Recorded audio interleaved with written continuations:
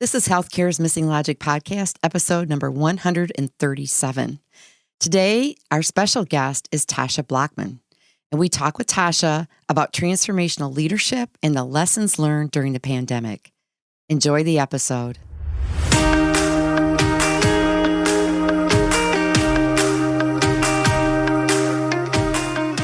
Welcome back to Healthcare's Missing Logic podcast. This is the only podcast that shows you how to leverage polarity intelligence, an essential competency for healthcare leaders, and the missing logic in healthcare, so you can create healthy, healing organizations and become a thriving, resilient, and unstoppable healthcare leader. We are your hosts, Tracy Christofferson and Michelle Trosett. We've been best friends and colleagues for over 30 years. And during that time, we coached healthcare leaders across North America around how to create healthy, healing organizations. Today, we coach healthcare leaders and leadership teams to live thriving, resilient, and balanced lives, combat burnout, and create the best places to give and receive care. This podcast is for the unsung hero of healthcare, the healthcare leader. We want you to know we see you and we'll be here for you each week. In this podcast, we're going to challenge healthcare's industry norms, flip limiting beliefs, and share proven strategies so you can be your best self at work and at home, live and lead intentionally, and experience well-being and joy. We are glad you are here and look forward to sharing the journey with you. If you aren't totally convinced this podcast is for you, just listen to a few episodes and convince yourself. Welcome to Healthcare's Missing Logic podcast. This is Tracy. And this is Michelle. Yes, there isn't a new person at the microphone. I just have a frog in my throat. Yeah. She's sounding kind of sexy today, yeah, folks. I got my sexy voice on. It's Love Month when this show's sharing. I got a frog and she can't talk. And I can't talk. Well, there we go. We're a perfect combo today. Oh, I know it. Well, you know what I think it is? I think we're just so pumped because of this last interview we had. Yeah, I think we just had a crash course on what it is to be an extraordinary leader. I think so too. Yeah, I was very inspired and just like in awe. Yeah. So we had the great privilege to interview Tasha Blackmon, who is the CEO of Cherry Health, and she is from our community where Tracy and I are from. And I was just telling Tracy, I think she was the most pursued after guest we've had. We've been persistent for 2 years. We're going to get her on our show. And we did it. And she lives right here. I know. Yeah, and it was just, well, she's just a joy to talk with. Yes. But she was born to be a leader. Absolutely. It was just obvious, and I was really struck too with her story around the influence of her family, her parents, and it just goes to show you, like, being a parent's a very important role. Yes, it is. It really I know is. she had some great lines in her interview about that. Yeah. Absolutely. And as a role model for what we're all about, self-care, and she's got some great examples. So we're anxious for everyone to listen to this interview. Yeah, it's a very special interview. We're very grateful for her presence in our podcast. Absolutely. So let me tell you a little bit about Tasha Blackmon. She was born and raised in Grand Rapids, Michigan, and she is a dynamic, collaborative leader, mentor, and coach who brings more than 20 years of business operations experience to her role as president and chief executive officer of Michigan's largest federally qualified health center, FQHC. Cherry Health provides integrated healthcare services to 70,000 patients in Barry, Eaton, Kent, Montcalm, Muskegon, Ottawa, and Wayne counties. So big spread for her organization. During her 16 years with Cherry Health, Tasha has championed health justice through aggressively disrupting healthcare disparities.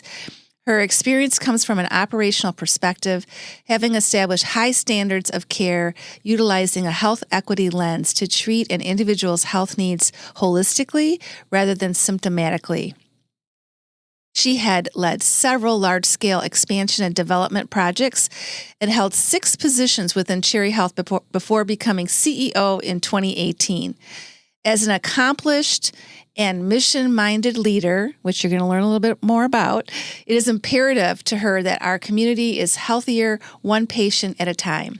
An eloquent and inspiring speaker, Tasha has a way of being heard on behalf of those who do not have voice and for those whose voices have been silenced because of barriers that they face. She is passionate and personally driven to ensure that all patients served in her home community and surrounding areas receive the highest quality of care. So without further ado, here's our interview with Tasha Blackmon.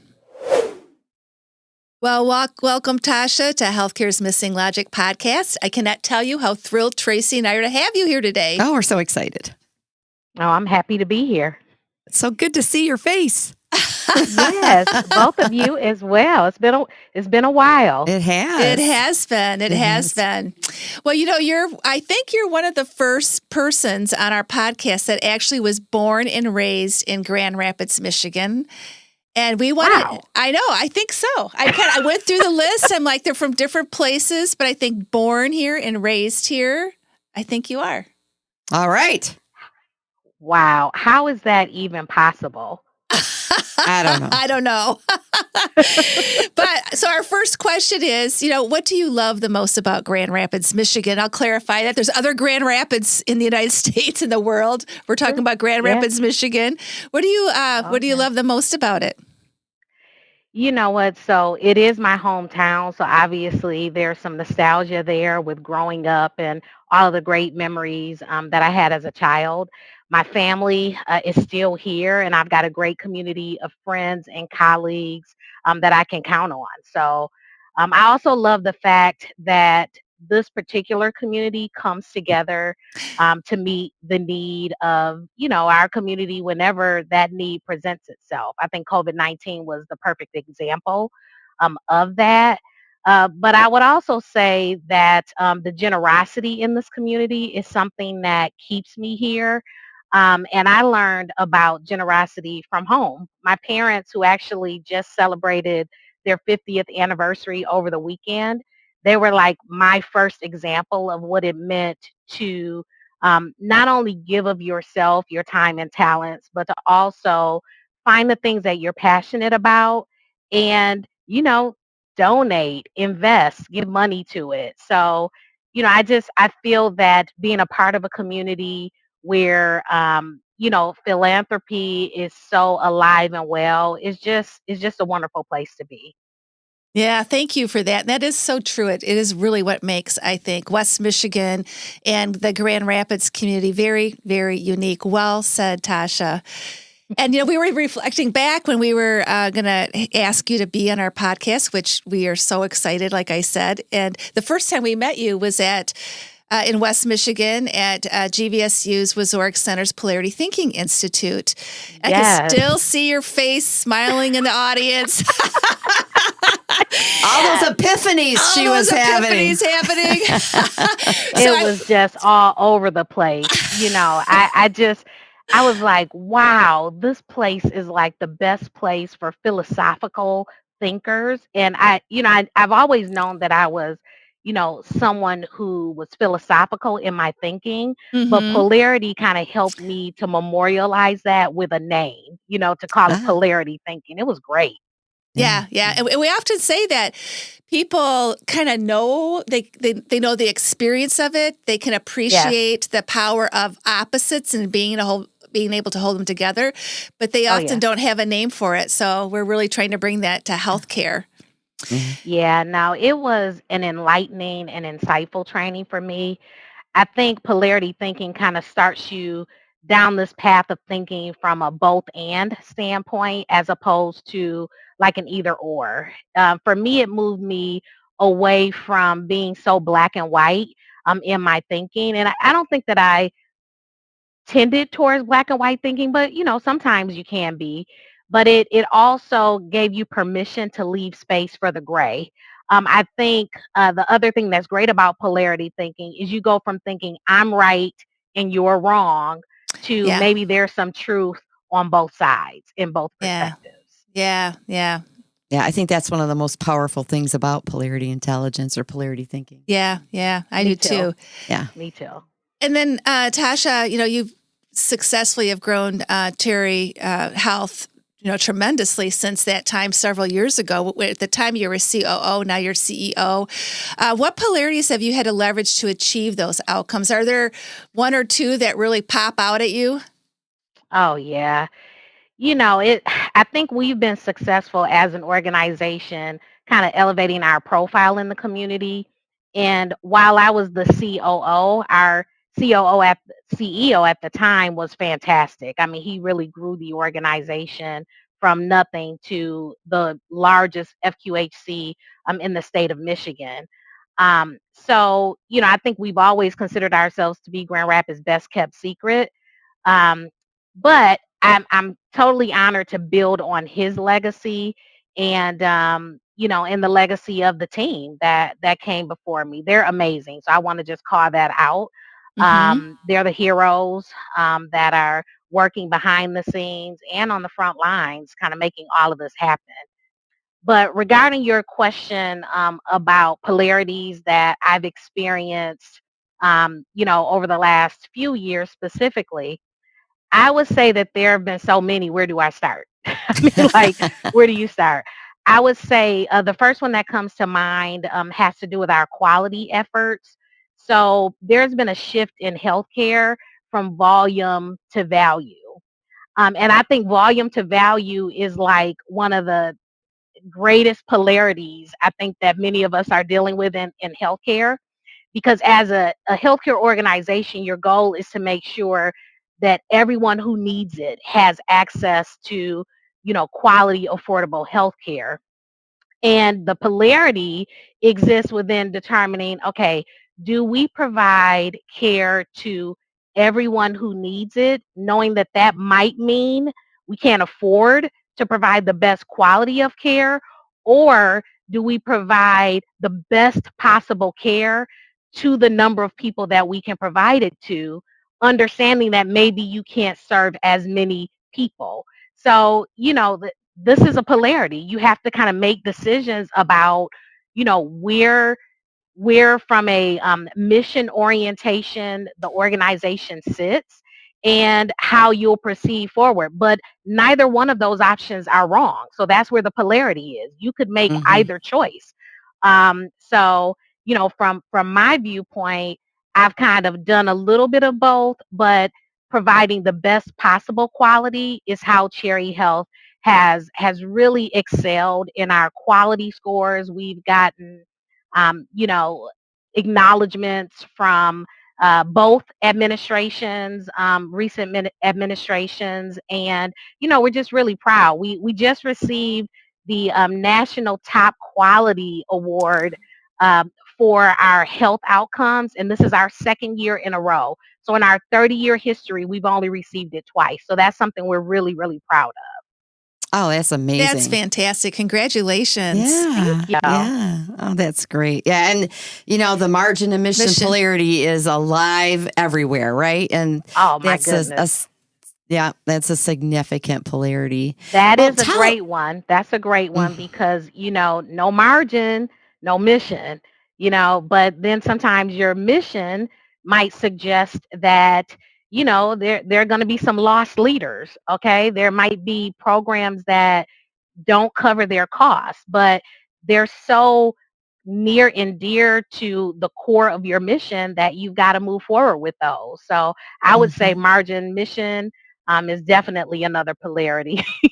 Yeah. Yeah, yeah, Yeah. yep. Yeah. That's Yeah. Right up there, right? Right up Well, there for sure.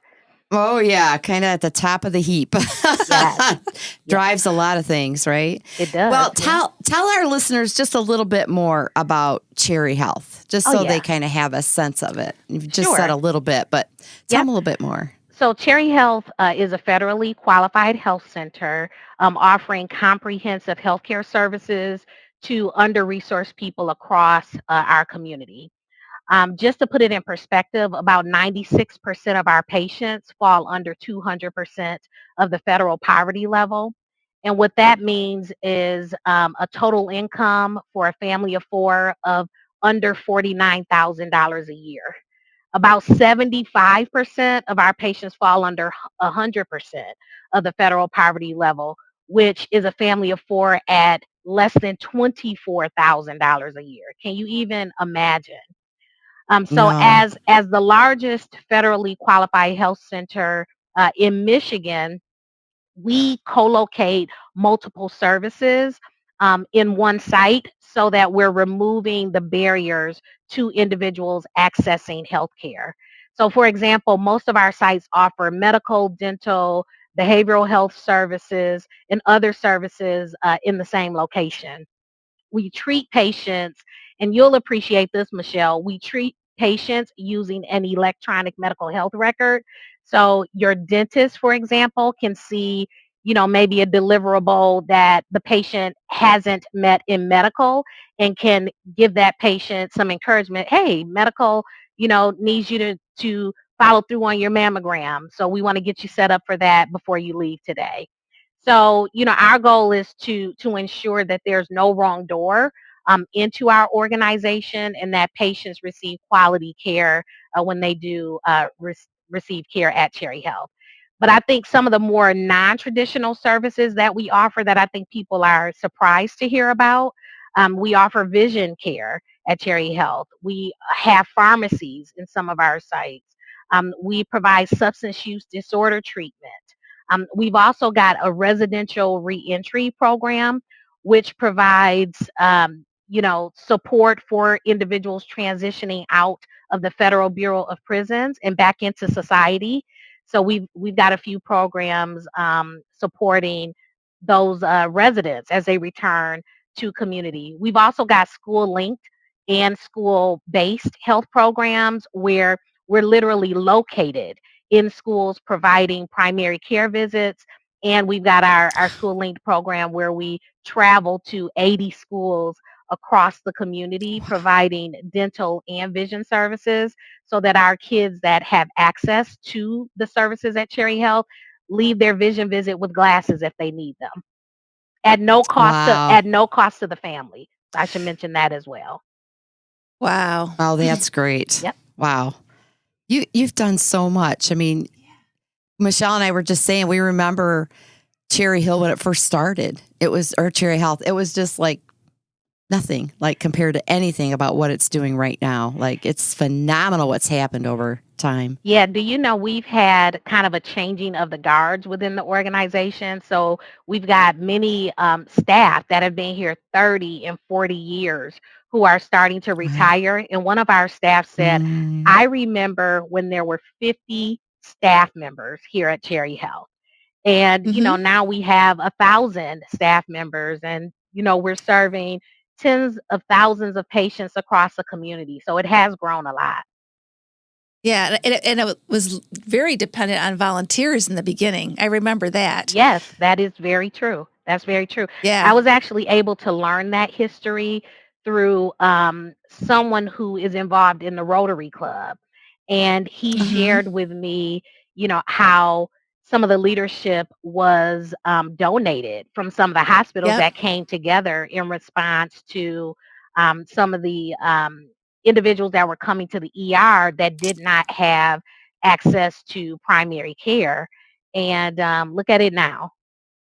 Yeah, Yeah. It's amazing. I think it's just wonderful. I do too. Right. And so, well, obviously so needed, right? Yes, Like, absolutely. oh, it's just such a great service for the community. Now, you've been the CEO since I 2018, if I have. understand correctly. That's right. And you're really recognized organizationally and in the community as a transformational leader. And like we were just saying, I think your face has been on every magazine in Grand Rapids over the last couple years. Like, hey, we know her. We know her. Oh my She's our goodness. friend. Wow. Yeah. Well, and well deserved, Tasha. I mean, Yeah. you're an incredible leader. And one of the reasons we wanted to have you on the podcast and just to share some of your wisdom. And so, but how would you describe your leadership style? So, what I would say, first, before I describe my leader style, is I have a team full of amazing leaders. Like the people that work for Cherry Health are committed to the mission. So, sometimes inspiring passion in people is very difficult. But many of our staff come to Cherry Health with that level of passion and excitement about the work. So in essence, it makes my job easy. So I just want to call out that our staff are just amazing, and they're filled with passion, and they go beyond what is expected of them to ensure that people have access to the care and the services that they need. So I want to say that first. But in terms of my leadership style, it's really an interesting question because I would say that my leadership style changes a little bit depending on what's happening around me. So I may have, a combination of a few different leadership styles. I would say, though, for the most part, I'm a transformational leader who values steward leadership. And a steward leader is someone who takes care of the people, the resources, and the responsibilities under their influence, understanding that none of these things belong to them, and that it's really not about them. While they've been placed, the steward leader, in like a leadership role, they really connect to the fact that the greater good is what they're aspiring towards. So I would say that my faith kind of leads me down that path. So I think that's why I would say that I kind of have a steward leadership philosophy. Mm-hmm. But in terms of being a transformational leader, which is probably my dominant leadership style, I would say that I am one who encourages the team around me to set audacious goals and then achieve those goals. I would say I try to inspire them to see the bigger picture and then connect that bigger picture to their why, so that they remain inspired and activated in their work. Um, I would also say that I motivate the employees to innovate and make the organization a better place for our patients, but also for our greatest resource, which is the team. And that has to do with really embracing change. So I would say that I am someone who's not afraid of change, who embraces change, who encourages change, and who understands that, even when you attempt something and it doesn't work, that, you learn something. There are learnings that you take away from every time you fail. And I like to call it failing forward. So I can talk Yeah. about that a little bit. We would Yeah. agree. Yes. We have the same philosophy. Fail Fail forward. forward. Fail forward. That's right. That's right. It's always a lesson there to be learned, right? 100% of the time. Like, I mean, Oh, yeah. 100% of the time. Well, because you won't learn the lesson you need to learn if you don't fail. If you do everything correctly, you're not learning. Yeah, You're just repeating. it's so true. My dad has a saying that nothing beats a failure but a try. So if you're failing, you have to continue trying. Some people give up, and you'll Yeah. never accomplish anything if you give up every time you fail. And I think failure brings Mhm. about character. It helps to establish who you are Sure. as a leader. And I think that it can help with humility. And I think humility is very important in leadership. Wow, that's a good Yep. point. Yep. Good point. So, what do you think has helped you most as a transformational leader in becoming the leader you are today? I really think it's so many different things. I think my parents, they really understood the assignment. Um, they raised me not to be one that was coddled, or they would always kind of push me towards leadership opportunities. They supported me in those opportunities. I think that my parents saw something in me, and they really tried to nurture that. So I think that I'm emulating what they did for me. They were encouraging. They wanted us to try different things. They supported us, with those things. It wasn't about them. And my parents were teenage parents. I mean, they had three of us by the time they were 20. And like I said, just this weekend, they celebrated 50 years together. So we grew up together in a lot of ways. But, I think that their influence on me just kind of growing up made a huge difference in my leadership style and how I lead with compassion and kindness and patience. And impatience because I'm impatient for results. So let's do what we need to do to get things moving in the right direction.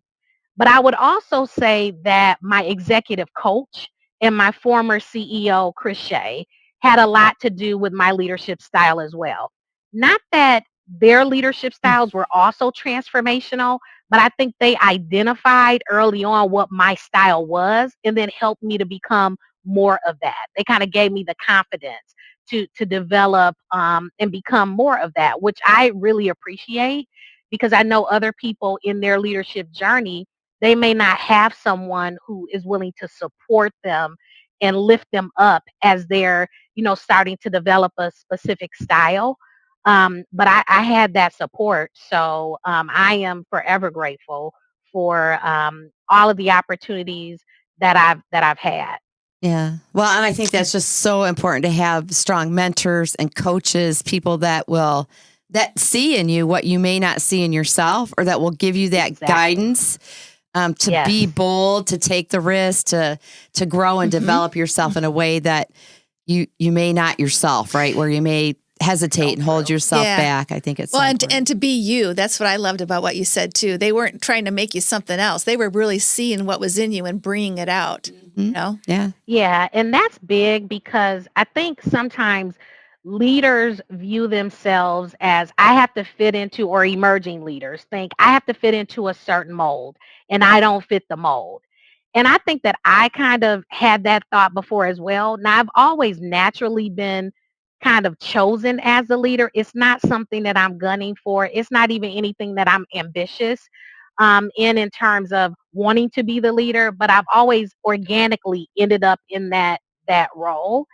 And I'm just thankful that I had people around me who said, you know what, you didn't choose the job, you didn't choose the role. This role chose you. Now lean into it. And Mhm. and that's been probably one of the greatest opportunities that I've experienced is having people say, be more of who you are. Yeah. Yeah. That's the only way to lead. That's right. Got That's to the be only way The to best authentic, lead. way. right? Got to be authentic. So Absolutely. what advice do you have for those emerging individuals, right, that are stepping into leadership? You know, this is I think that it really depends on where they are in their journey. But if they're someone new to leadership, or they feel like they want to be a leader, I would say become an excellent follower first. Learn what it means to take direction from others, to plan, to execute, to support, to be loyal. Learn all of those competencies that make up what it means to be a follower. Because one of the things that I think that was great about Chris Shea and I, my former CEO, is that he knew that he could trust me as a follower.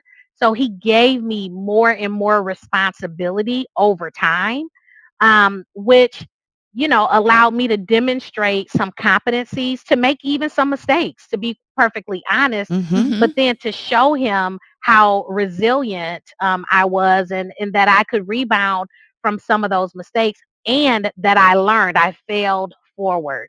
So I would say that that is something that the individual should do if they're thinking that they want to be a leader, is to become a great follower first.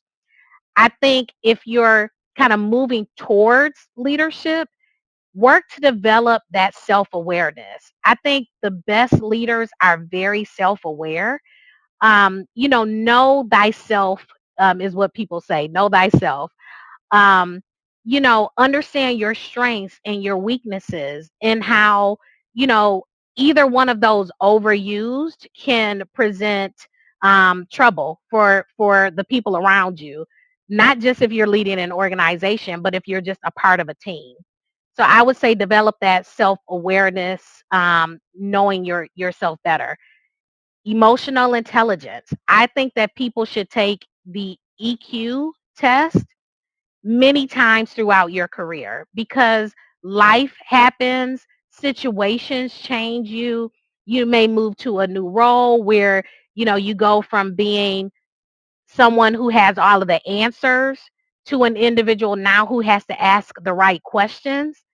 I think, that those things are really important to understand how your strengths can be leveraged to, your advantage while not allowing your weaknesses to hold you back.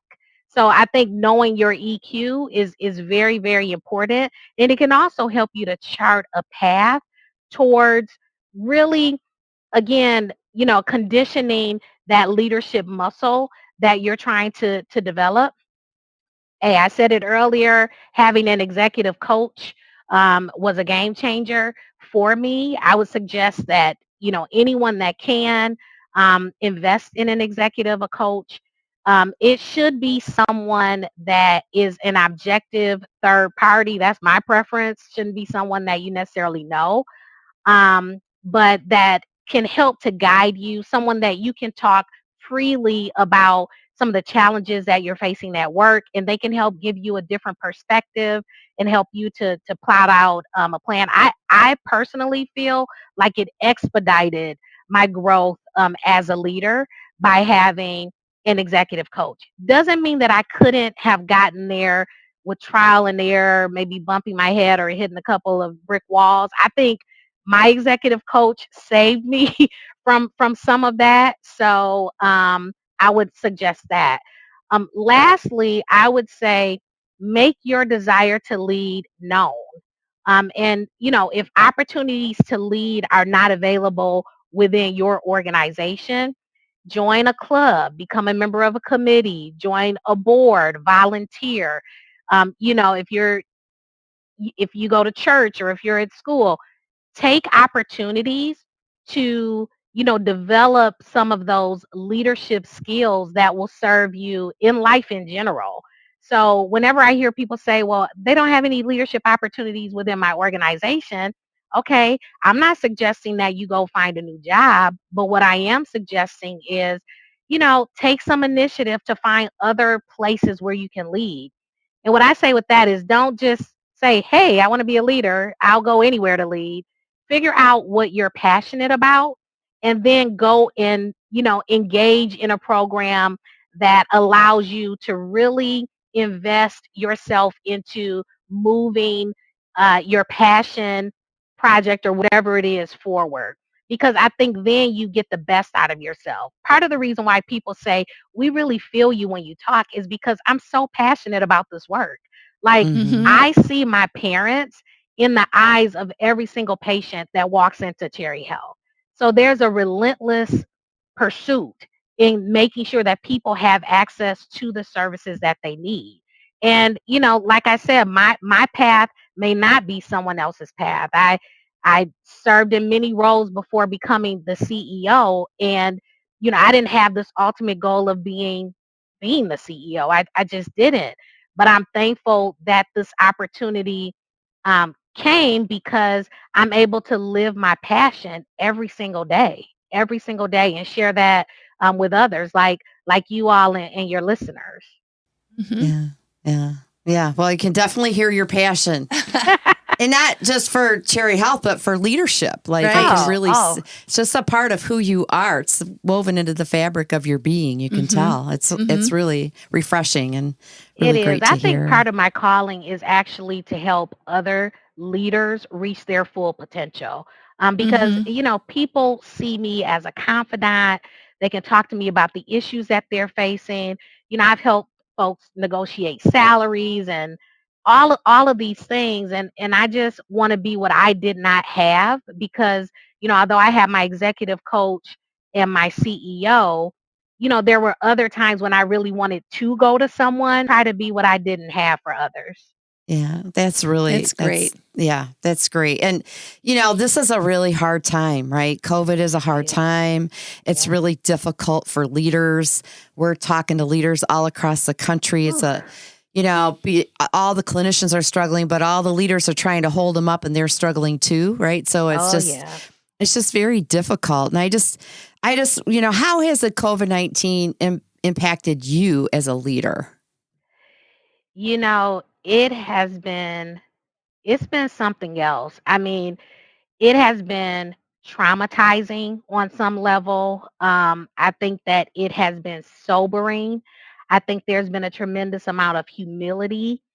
I think that there's been a level of compassion that, I think you always present with those things, but they've been heightened Hmm. during this time. And for me, during the pandemic, there was no playbook, so there was nothing that I could access that tells you how to lead during a pandemic. So what I really had to do was, I had to trust my gut. I had to trust my gut, and I had to make sure that even though my team, they were experiencing trauma, they were very fearful, that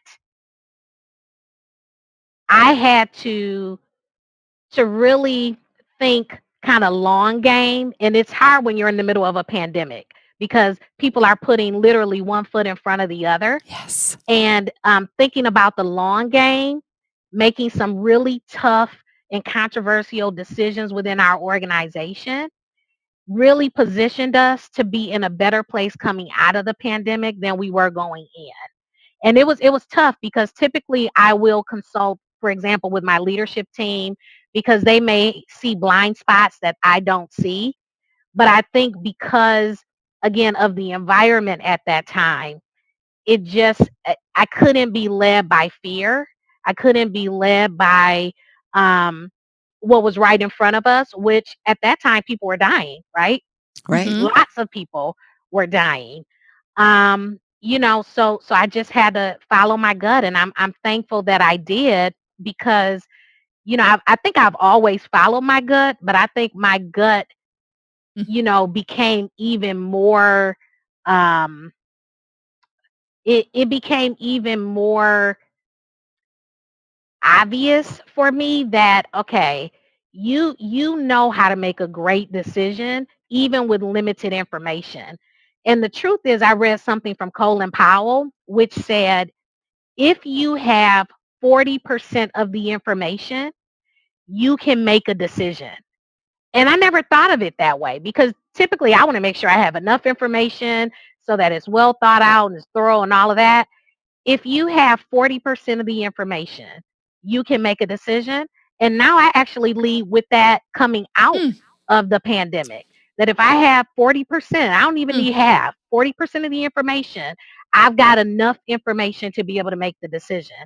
And, that's been really a freeing opportunity for me because it really has shifted the way I view risk. It shifted the way I view growth and Yeah. Yeah, I Yeah. could see that. Yeah. Mhm. That's a Well, I think if we have a lot of information, sometimes we overthink, Yes, absolutely. right? And we get bogged down in our own minds. And I think that's yeah. one of the gifts of the pandemic is trusting your leadership, trusting your Gut. instincts around what is right, needed right now, and across the thinking of the long game at the same time. That Mm. balancing the short game and the long game is a polarity, right? It's a polarity. Yep. Yeah. Hmm. And just getting out of our way. And I think we've heard great stories about gains and changes that would never have happened without the pandemic because we had to get out of our own way. You We had to have stop to. overthinking. Yeah. Well, and I think you to your point, you have to stop overthinking, but I think that part of what I try to bring to my team is that we're thinking horizontally and vertically all the time. Yep.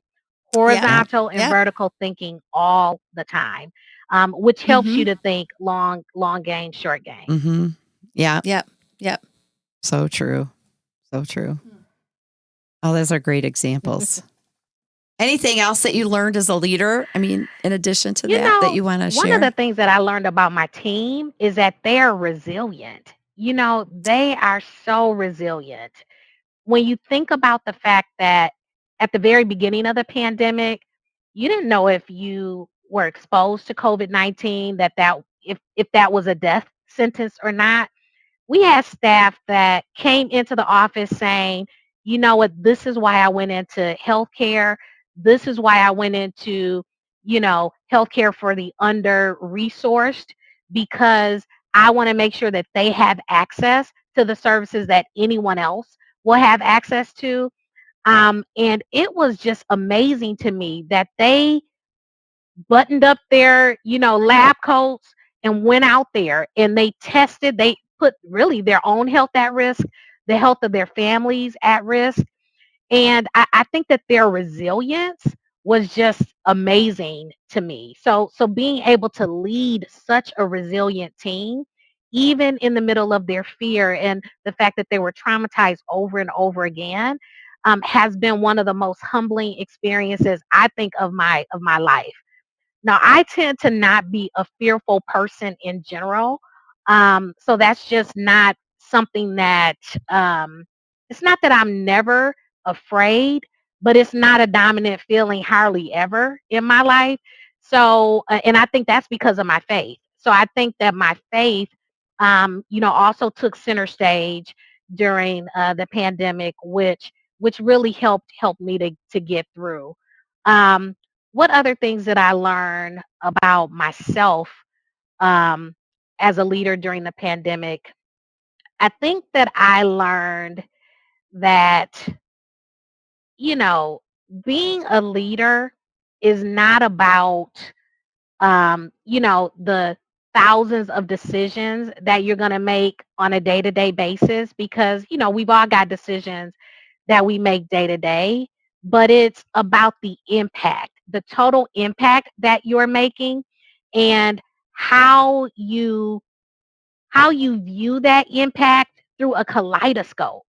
Because sometimes we can be so laser focused on one thing, but the pandemic taught us, you know what, we've got patients that are here, for example, receiving services, but now they're out of work, so they don't have food, they don't have housing, they don't have all of these things that we refer to as the social determinants of health. And we were able to tap into this community in ways that we never have been able to. And I think our community is very philanthropic, but I mean, we were getting people housed same day. I mean, it was just incredible, the response that we received. So I think during the pandemic, I was inspired by leaders like Tina Fries Decker and other leaders who, made some really tough decisions during this time, but who also had the foresight to say, Tosh, make sure you're still practicing self care, because we're going to be in this for the long haul. So having people around me that reminded me, okay, you need to exhale, because you're not going to be any good for your team if you're not putting your oxygen mask on first before helping the people next to you. So that's Exactly. what I think that I learned too, is that pacing yourself, especially in a crisis, is really important, because I saw many people around me hit a brick wall and have had a very hard time coming back. But because I got that Yeah. advice, I think I was able to avoid some of those brick walls. Right, right. Yeah. Well, what a role model for that.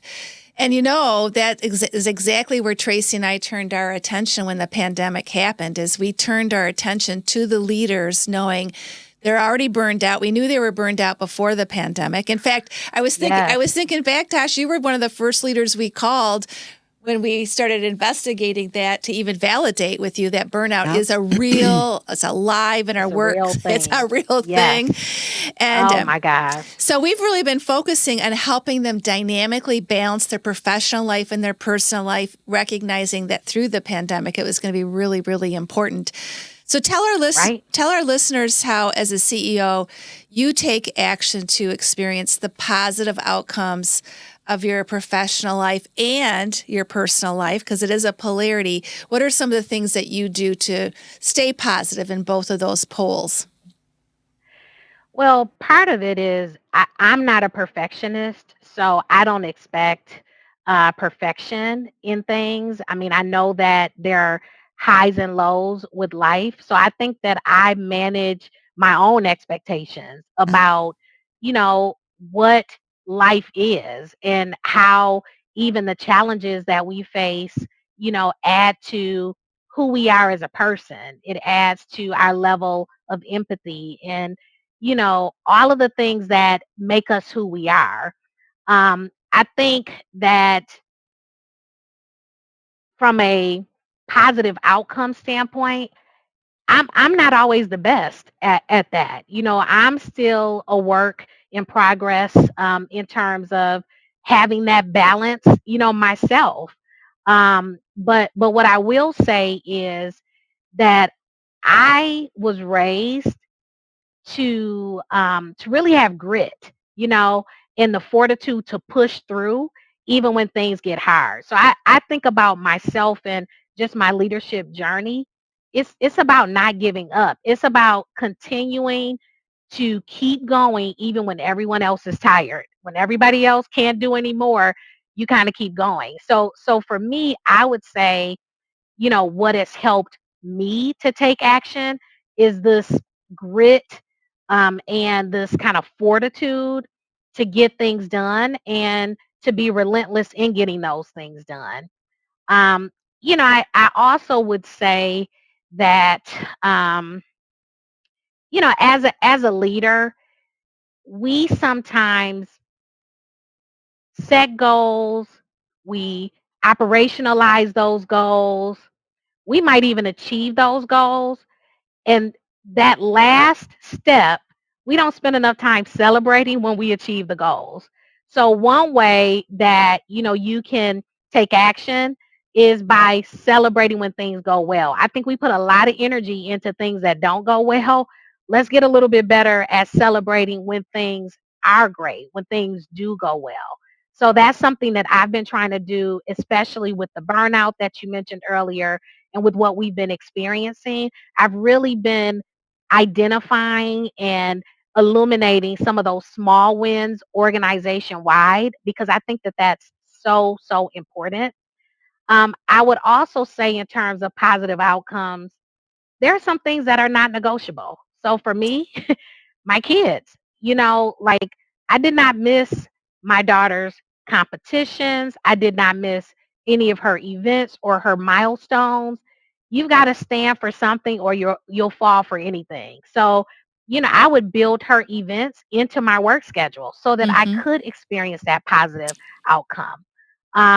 With my personal life, I spend time with my husband. Even during the pandemic, we've had a date night every week because those things are very important for me. They help me to reset, and to refuel. So those are some of the things that I feel I do to kind of keep that, not exactly the balance, but that helps with ensuring that positive outcomes are the result. Well, it is balance, Tasha. I just want to challenge you that. What you're describing is dynamic balance. Yes. It's not 50-50 balance. And that's where I think a lot of leaders have a hard time wrapping their head around this whole Yes. notion about being balanced. But if you lean where you need to lean at the time and you always make sure you Yeah. never drop your family negotiables, it's a dynamic balance that you're describing that I think is really important. Yeah. Yeah. Well, and forgiving yourself when you do drop something. I Exactly. think I think you have to have in mind that I'm gonna do what I can today. And you know what, if I miss it today, it's okay. It's okay. But again, you have to have some of those non-negotiables.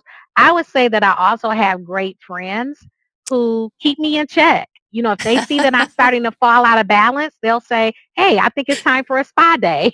Or, "Hey, aren't you down to, Singapore on your bucket list? When are we going to go?" Yeah. So, Yeah. I have friends that also kind of keep me focused on caring for myself, that self-care that we all talk about. So I'm very grateful to my village. Yeah. Yeah, Well, and yeah. everybody needs one, right? Yes, Everyone absolutely. needs one. And in these difficult times, what we're seeing is there's a lot of sacrifice on the personal side.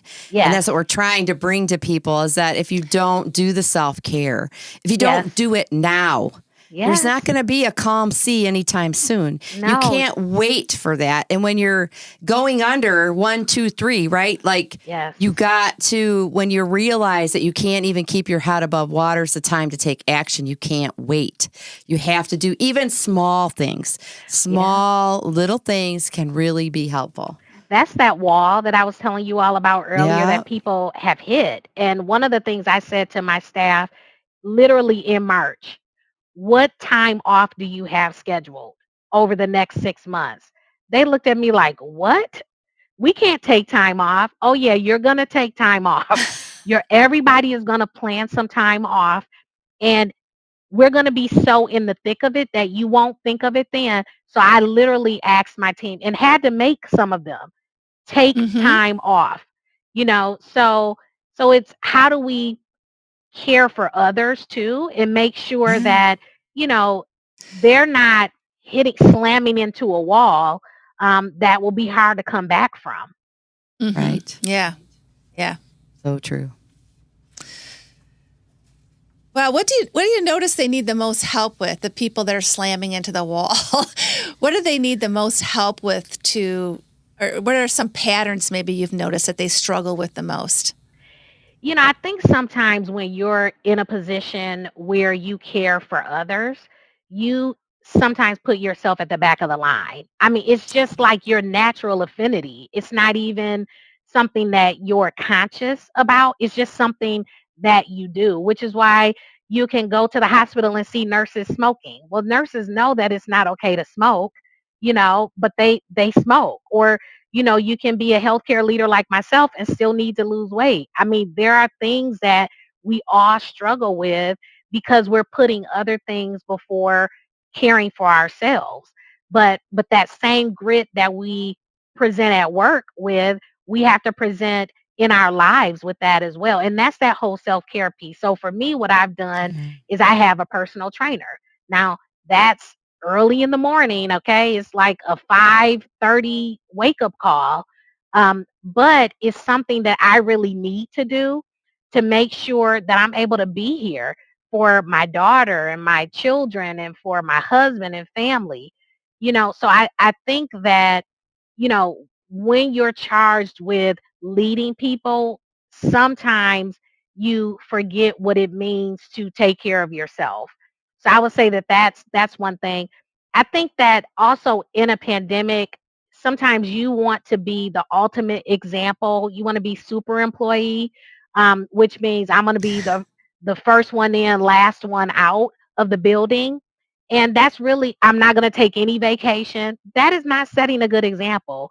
We want our staff to reset. We want them to come to work excited about the work. We want them to have an opportunity to spend some concentrated time with their families. And when we present this, kind of image that to be a leader means that you give up everything about yourself and you only care about work, I think we do our entire, you know, community a disservice. We need to make sure that we're modeling what it means to take care of ourselves, to get better with putting ourselves at the front of the line, and to ask for help because we've got staff members who are willing to pinch hit. There are people who have, shared with us that they want to lead. Start to delegate. And I think that sometimes when you're in a crisis, you get into this position where you want to take care of it because you know it's going to be done right. Well, no, that's where you leverage the staff that you have around you to be able to help to, get some of those tasks completed. And I happen to be fortunate because, like I said, I've got a team full of people who are ready to go. I mean, they're ready to take whatever task I delegate to them and run with it. So, I think that again, sometimes we do our team members a disservice when we hold on to things because it doesn't give them an opportunity to shine. And that's kind of a Sure. different way to look at it. Yeah. Mm-hmm. Yeah. I think those are great points. Yes. Great points. Wow. That's been so much fun. I just love listening to you. Can we just do another hour? I'm thinking about all the listeners out there that this is going to be so inspirational for us. That's what I'm thinking about too. It's just been so much fun. Well, now we're at time for the missing questions. So we have a few things just to help our listeners get to know you a little bit as a person outside of your leadership role. Nothing you can't handle. Pretty easy questions. But the first one is, what do your husband and you do to have fun? So we have like this mindless TV exercise during the pandemic. We've been watching Married at First Sight. So it's kind of like our thing that we do. So every Wednesday night, that's our date night. We will typically either make a meal together or get carry out from a restaurant during the pandemic. And we watch Married at First Sight, and then we laugh and talk about the craziness that is unfolding before us. So that's what we do. That's what we do. Well, hey, that's what you need, right? Laughter is the best medicine, right? So anything that's gonna make you laugh is good. All right. Absolutely. Okay. Now, what would be your ideal girl trip? So my ideal girl trip right now is Dubai. So I would love, love, love to go to Dubai. And I've been a lot of places with my friend Jay in particular. We travel together very, very often. And our last trip was Costa Rica. So I'm sure that Dubai is in my future. Once the surge lifts, I'll probably do it within the next 6 months. Oh, that'd be great. How exciting. Wow, that's really exciting. Good for you. Yeah, that is exciting. Okay, this is our wrap-up question, Tasha. So we're bringing polarity intelligence to healthcare, and it's a combination of understanding polarities, having really good dialogue skills and relationship skills. And as you know, in polarities, it's an and in both, but you always have a preference pole. Yes. So we want you to tell us what your preference pole is with the following polarity as it relates to having meaningful dialogue. Okay. You ready? Yeah. Advocacy or inquiry? So advocacy or inquiry, probably inquiry. Okay. Probably inquiry. Because once you truly understand what it is that they're facing, and that inquiry, in my opinion, gives you that insight, gives you that background to understand what it is that they're facing before you can then go and advocate for them. Too often we advocate for people because we think we know best without even going to inquire with the people, what do you need? How can I support you? So I would choose inquiry over advocacy. Yeah, I think you're a natural question. You ask questions naturally as well. So that's what preference polls are all about. Doesn't mean you don't do both, but yeah, inquiry. Yeah. Well, you got to have both, and that's the way to get it. That's right. That's the way you get it. That's right. You're so smart. Oh, well, Tasha, thank you so much. This has been a wonderful interview about leadership, about grit, about your personal experiences, and just really about you, but also the importance of team. I mean, we just covered all kinds of ground today. We did. We did. Very enlightening and inspirational. I just loved it. I can see why you're such an incredible leader. It just oozes out of you. Thanks, Tracy. I appreciate the opportunity to share with you all and hope that even if one person takes away something positive from this talk, that we've done our job. Yeah. All right. Well, thank you again. And thank you to all of our listeners out there for, being with us with another episode of Healthcare's Missing Logic podcast. And we will see you next week. And Tasha, we hope to see you in person soon. Yes. Yes, you will. All right. Bye, guys. Bye.